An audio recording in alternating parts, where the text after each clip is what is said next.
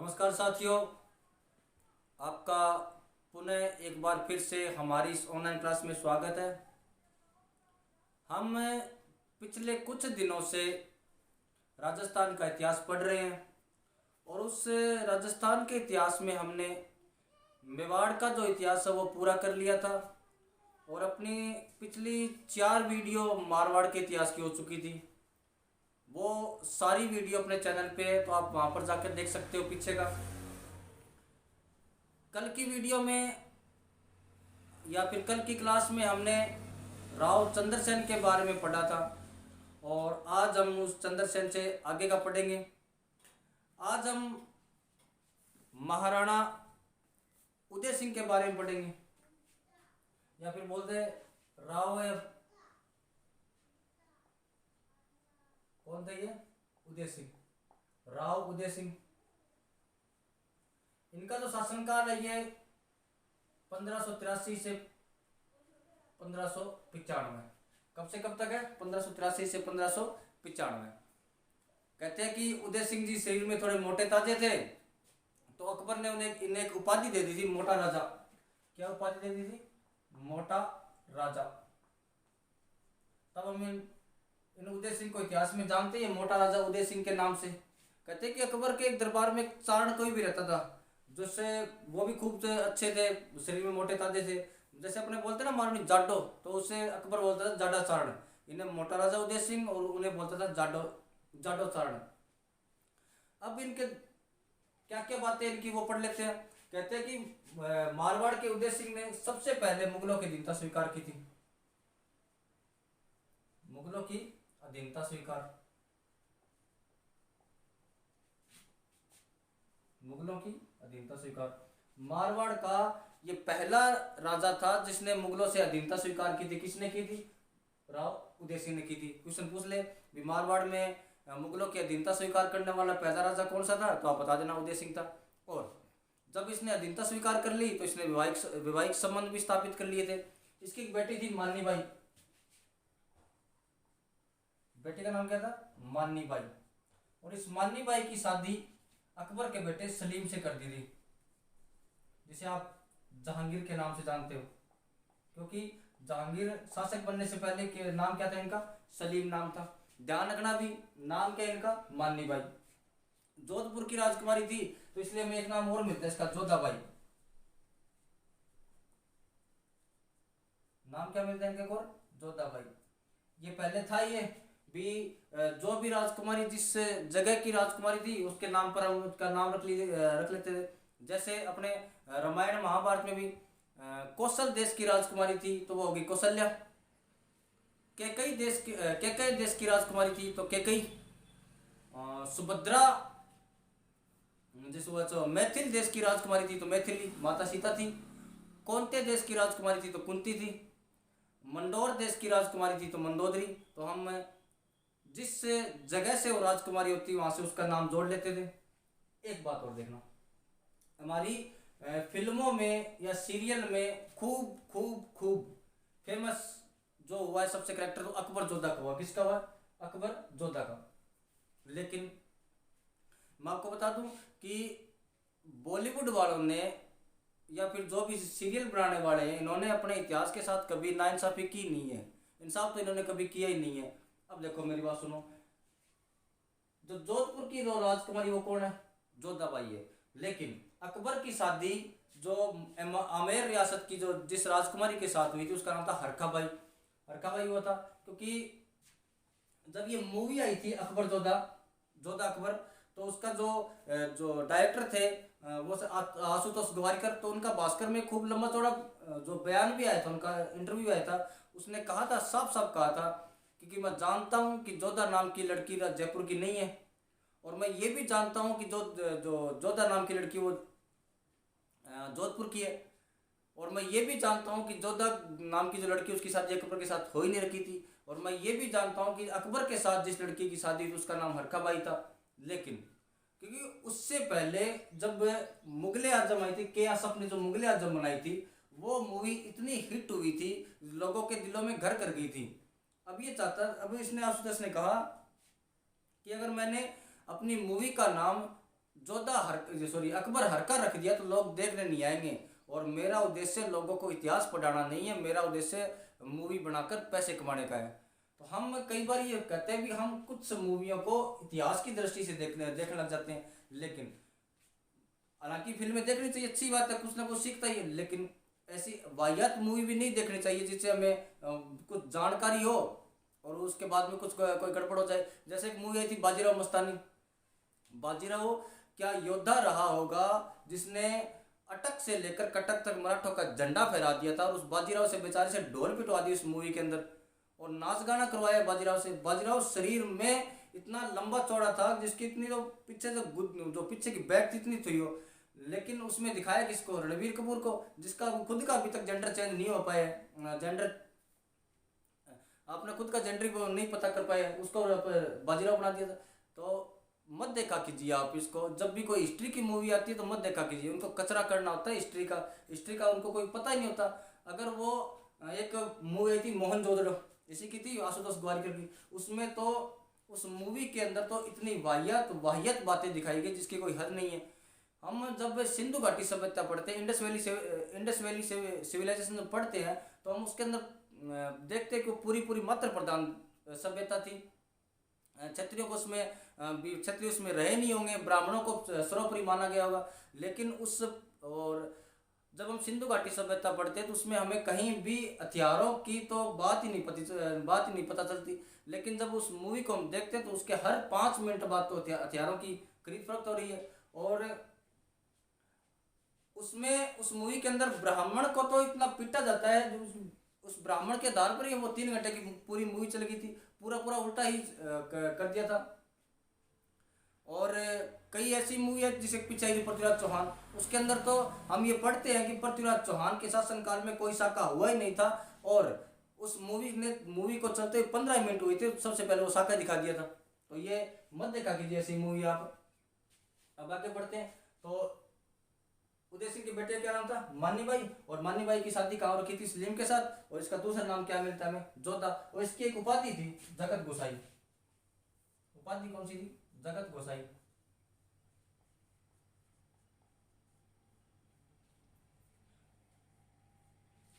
उपाधि क्या मिलती इसकी, जगत गोसाई। तो ये अपने उदय सिंह जी के बारे में बातें थी। अब आगे थोड़ा सा और देख लो।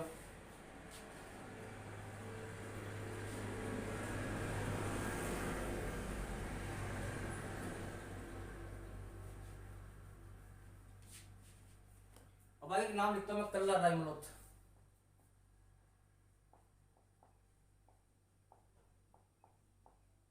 सुनना बात, देखना एक मिनट ध्यान देना भी। महादेव के 4 बेटे थे, एक राम, एक उदय सिंह,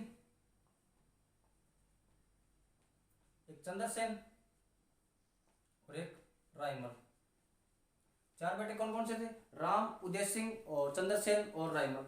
राम को कहाँ की जागीर दी गई थी, गुंदोज की। उदय सिंह कहाँ था, फलोदी। चंद्रसेन कहाँ का था, राजा बना हुआ था जोधपुर का। और रायमल को सिवाना का सामंत बनाया था। कहाँ का सामंत बनाया था, सिवाना का। इसका एक बेटा था कल्याण सिंह, और कल्याण सिंह के घर का नाम था कल्ला, और ये रायमल का बेटा था, इसलिए इसका नाम है कल्ला रायमलोथ। कल्ला रायमलोथ।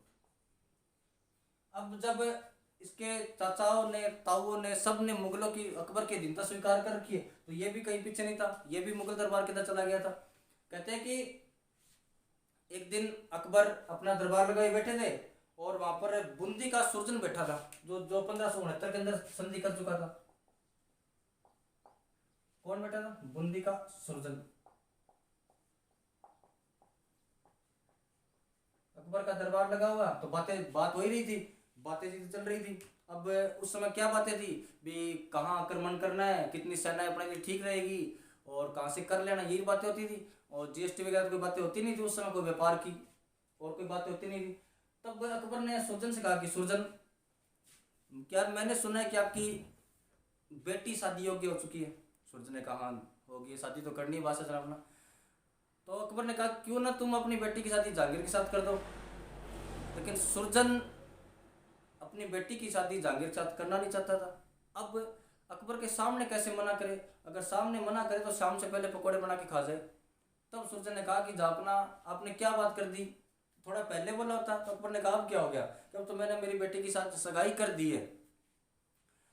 तो अकबर को उसके चेहरे से लग गया कि झूठ बोल रहा है, लेकिन फिर भी उसने वह कहाँ की है। अब उसने बड़े दरबार में देखा किसका नाम ले, सबके जो जितने भी राजा महाराजा जो राजकुमार आए थे सबके हेड डाउन थे, सबके सब सिर नीचे किए बैठे थे, किसका नाम ले। तो एक कल्ला रायमलो टांग पे टांग धर के मुच्छों को ताव दे रहा था। तो सुरजन ने कहा कि कल्ला के साथ किए, और कल्ला ने जब अचानक से अपना नाम सुना, हाँ हाँ मेरे साथ किए मेरे साथ किए। अब अकबर को ये लगा कि सुरजन की शक्ल देख के भी ऐसा लग गया झूठ बोल रहा है, और इधर कल्ला रायमलोत की भी शक्ल देख के लग गया झूठ बोल रहा है। बेटी का बाप कह रहा है भी मैंने कर दी, और जिसके साथ की है वो कह रहा है भी हुई है। अकबर करे क्या बेचारा। तो उसने कल्ला से कहा कि यार कल्ला आपने बताया नहीं सगाई होगी। तो कल्ला ने कहा कि जापना वो ना थोड़ी जल्दी जल्दी में हो गई थी, तो बताने का थोड़ा टाइम भी नहीं मिला था कि यार पार्टी देंगे आपको, 2-4 दिन रुको आपको पार्टी देंगे थोड़ी सी घर। अब अकबर का वहाँ पर थोड़ा दिमाग खराब हो गया, अपने अपने चेहरे पर जितनी झूठी मुस्कान लानी थी वो लेके आया। फिर कहा कि दरबार थोड़ा बर्खास्त करते हैं, दोबारा कल लगाएंगे क्या। जब दोनों अकबर ये सुरजन और कल्ला रायमल दरबार से बाहर आए तो सुरजन ने कल्ला से कहा, कल्ला बातों बातों में सही, लेकिन मैंने मेरी बेटी की सगाई आपके साथ कर दी है, तो आप कल को अगर अपनी बात का किसी को पता चले उससे पहले आप बूंदी जाओ, और ये मैं लेटर लिख देता हूँ, और ये लेके जाना, आप मेरी बेटी की सगाई करके वापस आ जाना। तो कहते हैं कि कल्ला रायमल रातों रात बूंदी गया, और उसकी जो सुरजन की बेटी थी बान कंवर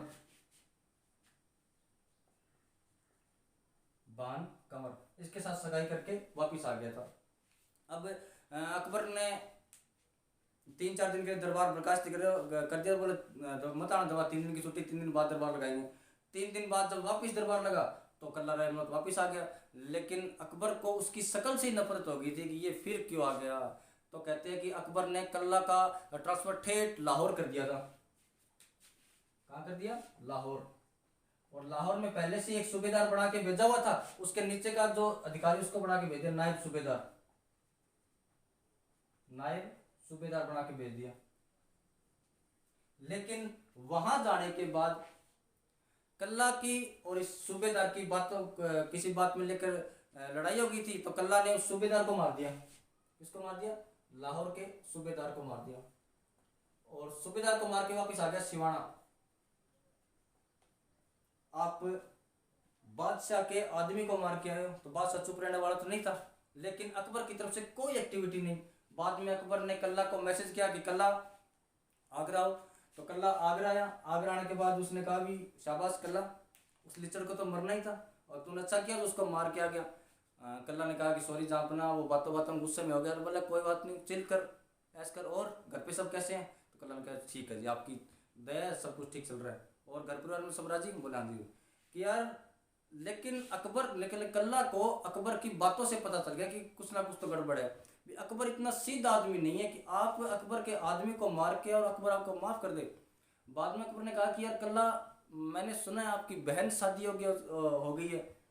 तो कल्ला ने सोचा अच्छा ये बात है, दुख है पेट बतावे मत हो। तो उसने कहा भी हाँ जी बहन तो शादी हो गई रखी है, उसकी शादी करनी है। तब अकबर ने कहा क्यों ना तुम अपनी बहन की शादी जहांगीर के साथ कर दो। अब कल्ला फंस गया, मना भी नहीं कर सकता किसी बात को। तब कल्ला ने कहा कि जापना आपने क्या बात कर दी, रिश्ते हमेशा बराबरी में आके होते हैं, आप अपने बराबर का कोई नवाब देखो, कोई राजा देखो, मैं छोटा सा सिवाना का सामंत, मेरे पास तो इतना धन भी नहीं है। और उसने कहा कोई बात नहीं भी, जब रिश्तेदारी कर रहे हैं जब तो इसमें बराबरी की बात कहाँ होगी भी, लड़की में गुण अच्छे होने चाहिए, मैंने सुना आपकी बहन के अंदर गुण बहुत अच्छे हैं, तो इसलिए मैंने कह दिया जहांगीर के साथ शादी कर दो। फिर कल्ला ने कहा कि जापना मेरे पास देने के लिए कुछ नहीं है, मैं कैसे तो बारात की सेवा करूँगा और कैसे बारात को ठहराऊंगा, कैसे आपको दहेज दूंगा। अकबर ने कहा आप तो चिंता मत करो, हम दहेज लेंगे नहीं, आप तो बस 2 दौड़ों में लड़की भेज देना, लड़की हमारी हो चुकी है, अब आपको जितना धन चाहिए आप यहाँ से ले जाओ। और अकबर ने अपने जो कोषाध्यक्ष थे खजांची थे उनको कहा कि कल्ला जी को जितना धन चाहिए उनको दे दो। अब कल्ला ने सोचा कि तू पहले धन दे। कहते हैं कि कल्ला वहाँ से खूब सारा धन लेके आया था, और धन लेके आने के बाद उसने सिवाना किले की मरम्मत करवानी शुरू कर दी थी। क्या शुरू कर दी थी, सिवाना के जो दुर्ग था उसकी जो बुर्जें थी ऊंची ऊंची करवानी शुरू कर दी। सिवाना दुर्ग की मरम्मत।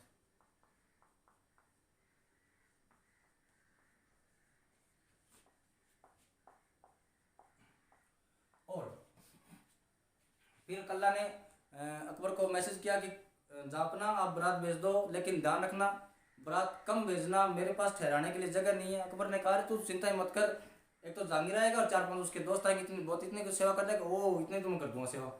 जब इधर से बारात आई, जहांगीर जो अपने गांव की सीमा होती जिसे बोलते कांकड़, कांकड़ पे आके बैठ गया था। अब जो वधु पक्ष है, वधु पक्ष की तरफ से जो वर पक्ष का स्वागत करने के लिए जाते हैं, तब उनसे बोलते हैं सामेड़ा। क्या बोलते हैं, सामेला करने के लिए गए। अपने आज भी होता है, वे दूल्हे का टिक्का विका लगाते हैं, जो जो अपने गांव की बाउंड्री होती है वहां पर जाके वधु पक्ष से मिलते हैं, कोई गिफ्ट वगैरह देते हैं, तो उसे क्या बोलते हैं अपने सामेड़ा। कहते हैं कि जब कल्ला सामने गया बारात का स्वागत करने के लिए, सामेड़ा करने के लिए गया, तो कल्ला ने जाते ही जहांगीर के गले में डाली जूतों की माला, जहांगीर को पिटा वहां पर जचा के, और उसके जो बाकी दोस्त थे उनको जचा के पिटा। कहते हैं कि भाग गया जहांगीर यहाँ से, उसकी शेरवानी वानी फट गई सब कुछ, और जो उसके दोस्त आए थे जोधपुरी कोट पैंट पहन के, उनका कोट गई पैंट गई।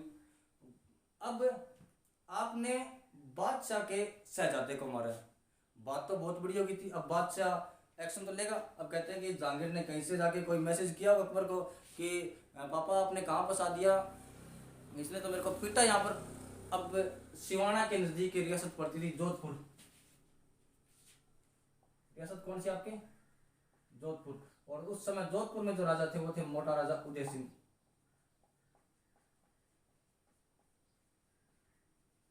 मोटा राजा उदय सिंह। इनको कहा कि उदय सिंह, श्याम दाम दंड भेद येन केन प्रकरण कुछ भी हो, मुझे कल्ला की लाश चाहिए। अब कहते हैं कि 1589 में, वो कब की बात थी, इन 1598, उदय सिंह सिवाना पे आक्रमण करता है, लेकिन कल्ला डरा नहीं, और न उसने कहा कि सेना आ रही है, कोई बात नहीं, युद्ध कर लेंगे। और जब आपको लगे कि आपकी सेना छोटी है, आप जीत नहीं सकते, आप हारोगे युद्ध, उस समय अपने यहाँ के राजा एक टर्म काम में लिया करते थे, वो थी साका। कौन सी थी, साका। और मैंने आपको एक दिन बताया भी था पहले भी, विसाखे में 2 चीज होती है, एक तो केसरिया, एक होता है जोहर। केसरिया और जोहर। अब इस साके के अंदर केसरिया को लीड कर रहे थे अपने कल्ला। कौन कर रहे थे, कल्ला। अब बात यह आई जोहर को लीड कौन करेगा, कल्ला तो कुंवारा था। अब इस बात का पता चला, जो बूंदी की राजकुमारी थी बानकवर, जिसकी सगाई कल्ला के साथ हो रखी थी, अभी तक शादी नहीं हुई थी, उसने कल्ला को मैसेज किया कि कल्ला जी, मैंने सुना आप केसरिया कर रहे हो, साका कर रहे हो, और मैं उस साके के अंदर जोहर का नेतृत्व करूंगी। कल्ला ने उसको समझाया, लेकिन बानकौर नहीं मानी, और यहाँ पर बाद में बानकौर को बुलाया गया, और यहाँ पर जो जोहर हुआ था, जोहर का नेतृत्व किसने किया था, बानकौर ने। ये सिवाना का दूसरा साका है, सिवाना का दूसरा साका। कल्ला बहुत बहादुरी के साथ लड़ा था इस युद्ध के अंदर, कट कट के मरा था बहुत अच्छे तरीके से, बहुत भयंकर तरीके से। दूसरा साका कौन सा, 1589 में पहला हम पढ़ेंगे जब हम चौहान पढ़ेंगे, वो सिवाना का पहला साका था, ये कौन सा आपके दूसरा साका है। तो ये थी अपने कल्ला रायमोद जी के बारे में बातें। तो कल्ला जी की बात एक याद रखने वाली है कि कल्ला रायमोद के समय सिवाना के अंदर दूसरा साका हुआ था। कब हुआ था, 1589 के अंदर। अब आगे हमने वो इतिहास पढ़ा है जो सिर्फ राजाओं तक सीमित था, जो एक लाइन के अंदर चलता है। हमने जो उस लाइन के इर्द गिर्द का जो इतिहास है वो हम पढ़ते ही नहीं है, लेकिन अगर हम उधर की उस लाइन के इर्द गिर्द की हिस्ट्री जब पढ़नी शुरू करते हैं तो हमें खूब सारी बातें मिलती है। जैसे कल्ला जो मेन हिस्ट्री से थोड़ा हटके कैरेक्टर है। अब उस समय मैंने आपको बताया था कि जब 1570 का नागौर दरबार लगा था, उस समय बीकानेर का राजा था कल्याण सिंह। कल्याण सिंह अपनी अधीनता स्वीकार करता है अकबर के साथ। उसके 2 बेटे, एक तो राय सिंह और एक पृथ्वीराज। और राय सिंह को तो उसने जोधपुर का प्रशासक ही बना दिया था, लेकिन उसका एक बेटा था पृथ्वीराज, जो मैंने कहा कवि था, पृथ्वीराज राठौड़। ये अपने मुगल दरबार में था, अकबर दरबार में था। इसको पता चला तो इसने कल्ला शाह की बात करी, कल्ला क्यों पंगे करता फिरता है, तू क्यों लड़ाइयाँ करता फिरता है, तेरे को क्या जरूरत थी लाहौर में जाके सूबेदार को मारने की। उन्होंने कहा चाचा आप नहीं समझते, वीरता नाम की भी कोई चीज़ होती है। बोला वो छोड़ो, आप तो एक काम करो, आप तो मेरे मर्सी लिख दो। क्या लिख दो? मर्सी। किसी वीर, मर्सी क्या होते हैं, तो किसी वीर पुरुष के वीर गति को प्राप्त होने के बाद उसके याद में जो दोहे लिखे जाते हैं, 2 लाइन के दोहे लिखे जाते हैं, उनको क्या बोलते हैं? मर्सिये। वो किस प्रकार लड़ा था, हाथी में बैठ के लड़ा था, घोड़े में बैठ के लड़ा था, कैसे तलवार चला रहा था, वो क्या होते हैं? मर्सिये। पृथ्वीराज का लिख दूंगा, पहले तो युद्ध तो कर, लड़ तो सही, वीर गति को प्राप्त तो हो। उसने कहा बात की किसने देखी, आप तो मेरे मर्सी लिख के पहले सुनाओ मेरे को। बोला यार उसके लिए तो भाई मैं कवि हूँ, कल्पना कर सकता हूँ, ऐसे ऐसे लड़ोगे तो आप कल्पना कर दो। तब कल्ला ने कहा कि आप तो बस लिखिए, आप जिस जिस प्रकार लिखेंगे मैं उस प्रकार के लड़ूंगा। तो क्या लिख दी इसने कल पृथ्वीराज राठौड़ ने। इसके बाद में इसके बारे में तो अपना एक राजस्थानी दुआई है कि पहला कटियो कोड स्यूं गात सुनी न जाए, पहला कटियो कोड स्यूं गात सुनी न जाए, जिन विद कवि बताइयो इन विद कटियो जाए। कि वो से जिस जिस प्रकार ने उस कवि ने उसकी व्याख्या की थी भी इस प्रकार से लड़ना, तो इस प्रकार से कल्ला रहमत कट कट के वहीं पर वीर गति को प्राप्त हो गया था। तो ये अपने पृथ्वीराज राठौड़ और कल्ला रहमत जी के बारे में थोड़ी बातें थी। अब इससे आगे बढ़ते हैं। अपना जो अगला जो राजा है वो है गज सिंह। राजा कौन अपने? गज सिंह। इनका शासनकाल है 1619 से 1638। 1619 से लेकर 1638। कहते हैं कि उदय सिंह के बारे में बाद में एक राजा बना था सूर सिंह, लेकिन हम हिस्ट्री वही पढ़ते हैं जो अपने आरपीएससी बोर्ड पूछता है भी कितने राजा, कौन सा राजा कब बना था। इसके थोड़े सारे राजाओं के हम वही बात थोड़ी ना जो सारा पता करते फिरेंगे, हमें सिर्फ इतना इतिहास पढ़ना है जो अपने आरपीएससी पूछती है या अपने बोर्ड चैनल बोर्ड पूछता है। अब गज सिंह, गज सिंह के एक उपाधि मिलती है दल थम्बन। उपाधि कौन सी? अपने दल थम्बन।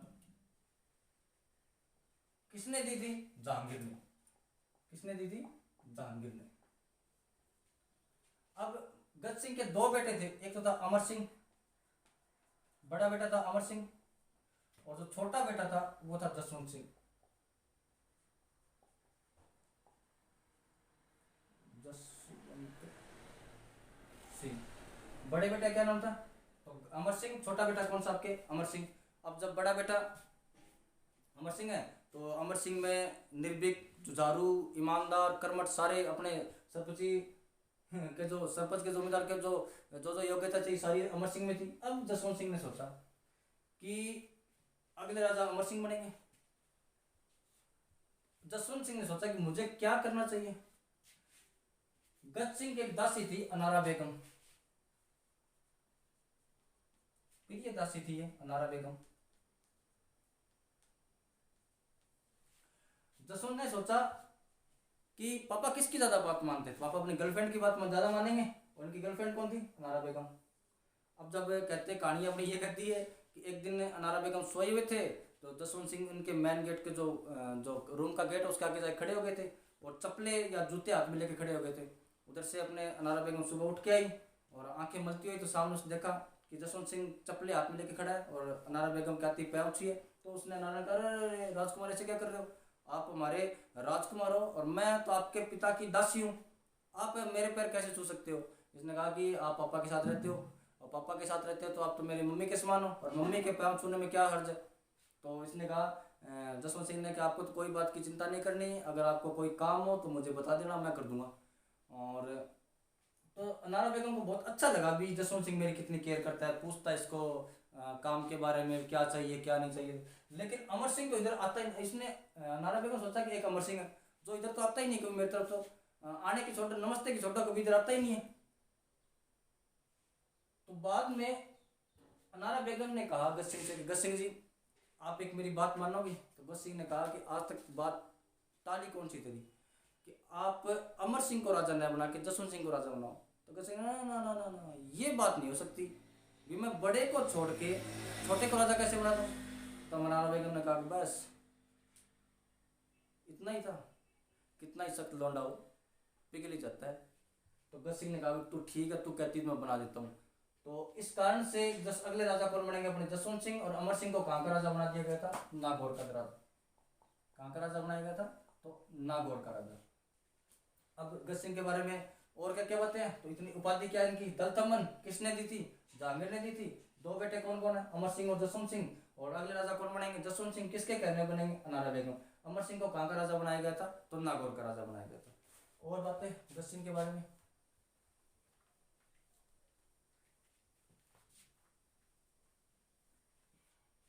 और तो इनके दरबारी विद्वान ही है। और कौन कौन दरबारी विद्वान थे इनके? पढ़ लेते हैं वो भी।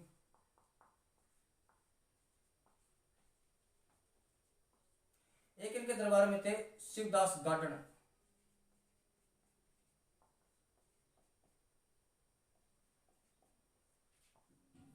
क्या कौन सी किताबें लिखी? एक तो इन्होंने लिखी गज गुण रूपक। गज गुण रूपक गज सिंह पे लिख दी थी। एक लिख दी ने अमर सिंह जी का दूहा। राजकुमार पे लिख दिया अमर सिंह पे, अमर सिंह जीरा दूहा। एक लिखी उन्होंने विवेक वार्ता। कौन सी लिखी थी?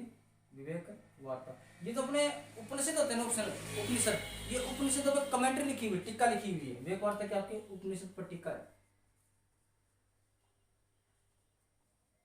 उपनिषद पर टीका।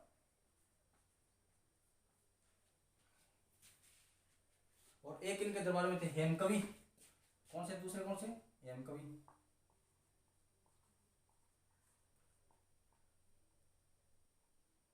इन्होंने लिखी थी गुण भाषा चरित्र।